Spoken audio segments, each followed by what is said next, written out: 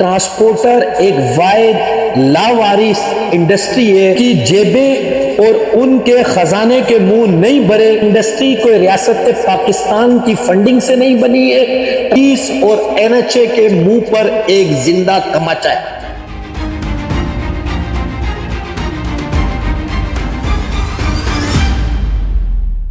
जी अस्सलाम वालेकुम। उम्मीद करता हूँ तमाम ट्रांसपोर्टर हजरात खैर आफियत से होंगे।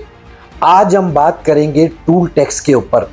आप हजरात के इल्म में है कि पिछले 1-1.5 साल के अंदर गवर्नमेंट ऑफ पाकिस्तान, एनएचए और मोटरवे ने चौथी दफ़ा ये टूल टैक्स बढ़ाया है।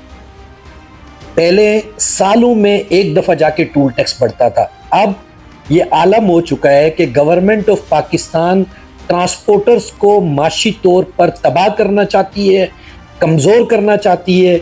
मुल्क भर का ये कानून है कि अगर किसी शोबे या किसी इंडस्ट्री के ऊपर आप टैक्स लगाते हैं तो उसके एसोसिएशन के ज़िम्मेदारान, उनकी जो चैम्बर होती है, उनको आप या उन इंडस्ट्री से वाबस्ता लोगों को आप एतमाद में लेते हैं। ट्रांसपोर्टर एक वाहिद लावारिस इंडस्ट्री है जिस पे हुकूमत पाकिस्तान हर 6 मंथ के बाद एक नोटिफिकेशन के जरिए पूरे पाकिस्तान में पर किलोमीटर 9 से 10 रुपए बढ़ा रही है। सितम ज़रीफी का आप अंदाज़ा लगाएं कि 1 जनवरी 2025 को आप ये नोटिफिकेशन देख रहे हैं, ये टूल टैक्स बढ़ा। फिर गवर्नमेंट ऑफ पाकिस्तान जो हर 6 मंथ के बाद टूल टैक्स बढ़ा रही थी, उनकी जेबें और उनके खजाने के मुंह नहीं भरे। उन्होंने पूरे पाकिस्तान का जो टैक्स है या पूरे पाकिस्तान का जो रेवेन्यू है वो सिर्फ ट्रांसपोर्टरों की जेब से निकालना है। ट्रांसपोर्टर तबाह हो जाए उसके ऊपर एफआईआर देनी है, उसके ऊपर 279 के पर्चे देने हैं, पूरे मुल्क में रेवेन्यू के तौर के ऊपर उसके ऊपर चलान करने। मोटरवे पुलिस और एनएचए, खास तौर के ऊपर एनएचए की सिंध के ऊपर क्या सर्विसेज है। आप सब हजरात को पता है कि जो ये हर 6 मंथ और अभी इन्होंने 1 जनवरी 2025 को टूल टैक्स बढ़ाया। और अभी देखें आप, जुल्म देखें, जुल्म की बर्बरियत देखें आप कि अभी 20 मार्च को एक और नोटिफिकेशन आ गया कि 3 मंथ के बाद के फिर टूल टैक्स पूरे मुल्क में मोटरवे और एनएचए पे बढ़ा रहे। एनएचए मुल्क भर के गुड ट्रांसपोर्टर को एनएचए क्या सर्विसेज प्रोवाइड कर रहा है। सिंध की खस्ता हाल एनएचए जो सक्कर से लेकर हैदराबाद तक है, वो मोटरवे पुलिस और एनएचए के मुंह पर एक जिंदा तमाचा है। ट्रांसपोर्टर को किसी किस्म की कोई फैसिलिटेशन एनएचए के रोडों के ऊपर नहीं मिल रही है। रोड तबाह है, ट्रांसपोर्टर को बर्बाद किया जा रहा है। खुदारा में मुल्क भर की तमाम एसोसिएशन, तमाम ट्रांसपोर्टर के बड़े बड़े कायदीन जो 30-30 साल से ट्रांसपोर्ट एसोसिएशन के सदर, प्रेसिडेंट और बड़े बड़े ओहदों से वाबस्ता हैं, मैं उनके आगे हाथ जोड़ता हूं। क्या मुल्क भर के ट्रांसपोर्टर, मुल्क भर की एसोसिएशन क्या 2-3 नकात के ऊपर इकट्ठा नहीं हो सकती? क्या उनका 2-3 नकात के ऊपर इत्तेफाक नहीं हो सकता? आखिर कब तक आप एक दूसरे की शख्सियत, जाती अनात के ऊपर लड़ते रहेंगे, एक दूसरे के ऊपर तोहमतें लगाते रहेंगे? इसी तरह गवर्नमेंट मुल्क भर के ट्रांसपोर्टर के एसोसिएशन को, गुड्स की तमाम जितनी भी एसोसिएशन को, उनको आपस में लड़ा के इत्तेफाक नहीं होने देती।